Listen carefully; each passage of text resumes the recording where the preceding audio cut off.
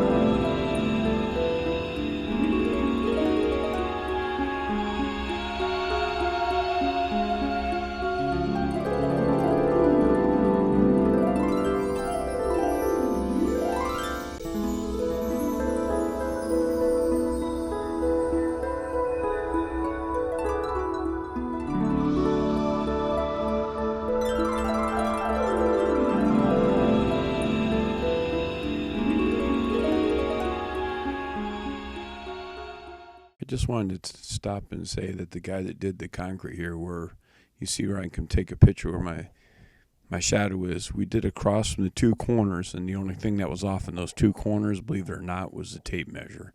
I checked it like 2 or 3 times with different tape measures. I just couldn't believe it. It was totally 100% square. Make sure you start square. It'll make the rest of your building so much easier. That's why it's so important to get some wonderful people to help you that know what they're doing. And I sure did. Like I said earlier, I had a godly man by the name of Jim, and he has some great, wonderful people underneath him. It's amazing when you follow him at how things can go in your life.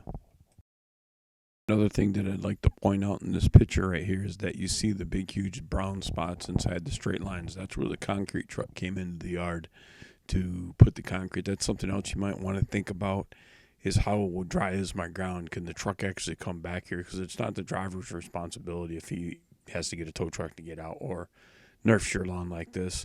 I mean, this was fine. It came back up. I overseeded it, and it was fine come spring. But just make sure you have a hard enough ground for a truck to come back. This is just several pictures of it to show what it would look like. Yeah, I think I had 2 or 3 cement trucks come through to put the footing and then the floor when they put it in the garage.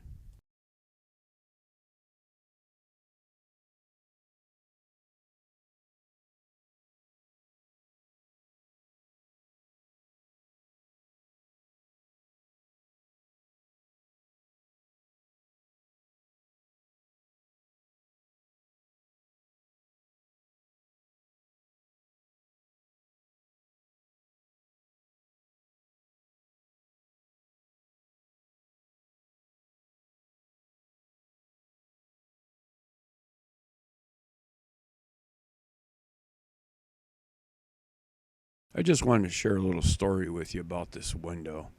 When we were getting the other three windows, this window wasn't framed in the original framing of the garage. But if you look out, it's going to give me a nice cross breeze coming through where I don't have to close or open the big huge garage door to let bugs in. And I also can see up there the front window into the house. I can also see down the street and see if anybody's coming up to the garage. So, if I happen to look out when they're coming up, I'm not always looking out. But it's a way that, if someone can see the light on in there if I'm out there late at night in the middle of winter. It's nice to have people just stop by when they see that light on. I do have a curtain that sits over it now, but back then I didn't, and it was really nice that some people would stop by knowing that I was out there back and say hi, and, you know.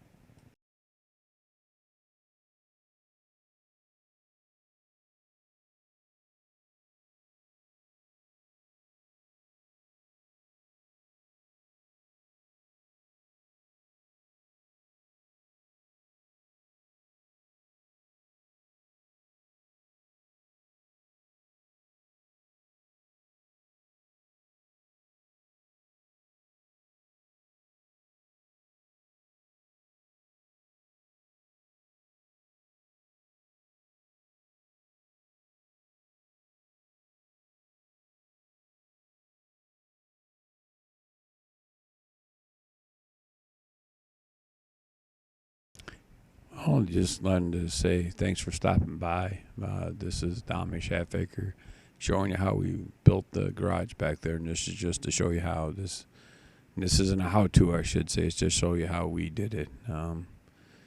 Prayed a lot, and God answered my prayers more than once with this building. As you can see, we're in the winter time, and that's when we finally got it pretty much buttoned up as far as weather-wise and everything. Got the final siding on everything and whatnot, and I was able to put my snow blowers and different things inside there, easy to get them in and out to take care of the snow that year. God bless you, and hope to see you again here at the Amish Half Acre.